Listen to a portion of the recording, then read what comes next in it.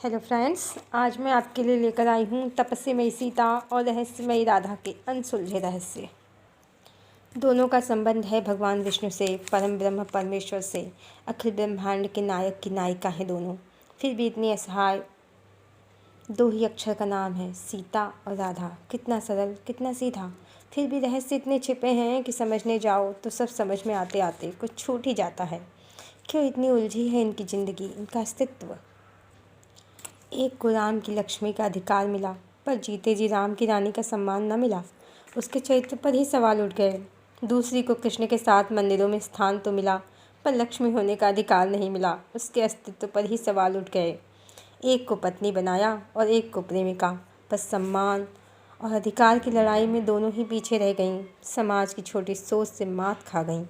एक का जीवन तपस्या बन गया तो दूसरी का जीवन रहस्य ही बन गया।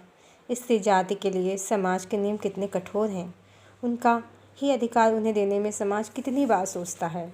जब परमेश्वर की अर्धांगिनी का यह हाल है तो साधारण नारियों का क्या कहना ही। सीता को राम के जीवन से निकलना पड़ा, पर वह राम की लक्ष्मी कहलाईं। राधा तो कृष्ण की प्रेमिका बनकर रह गईं, सो वो तो लक्ष्मी के अधिकार से भी वंचित रह गईं। संसार अपनी सोच को संकीर्णता के दायरे से निकाल ही नहीं पाता, स्वीकार करने से हिचकिचाता है कि कृष्ण की प्रेमिका ही लक्ष्मी है। कृष्ण की शक्ति, उनका आधार, उनका संसार उनकी प्रेमिका हो सकती है। कृष्ण ने तो उसे हृदय के सिंहासन पर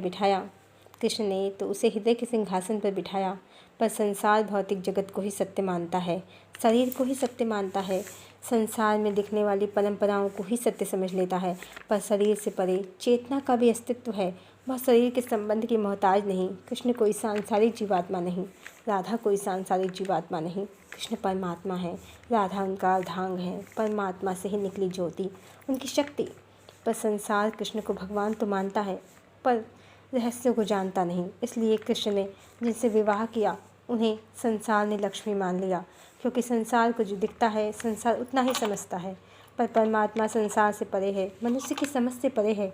लोगों ने पहले कृष्ण की एक लक्ष्मी बनाई, रुक्मिणी, फिर दूसरी सत्यभामा, फिर तीसरी जामवंती, फिर ये 8 लक्ष्मी में बदल गई, फिर ये 16,108 लक्ष्मी में बदल गई।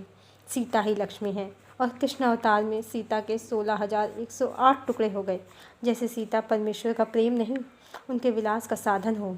कृष्ण तो एक ही रहे, उनकी लक्ष्मी इतने टुकड़ों में कैसे बट गई। संसार की विडंबना ही ये है कि संसार अपनी सोच के दायरे को सुधार नहीं पा रहा, प्रेमिका को उसका अधिकार नहीं दे पा रहा। वरना कृष्ण की लक्ष्मी भी सिर्फ एक ही है, राम की तरह, राधा। बाकी सब संबंध से कृष्ण ने कर्म और इच्छा की गहन और गूढ़ गति के कारण निभाए। ईश्वर भी जब धरती पर आते हैं, कर्म के सभी बंधनों को, संसार के सभी नियमों को स्वीकार करते हैं। अपने लिए कोई अलग से नियम नहीं बनाते, पर मनुष्य भूल जाता है परमात्मा के कर्म और जन्म दोनों किसी उद्देश्य से होते हैं।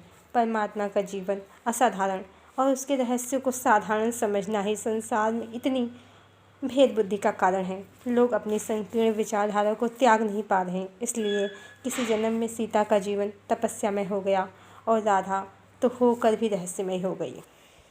हरिओम।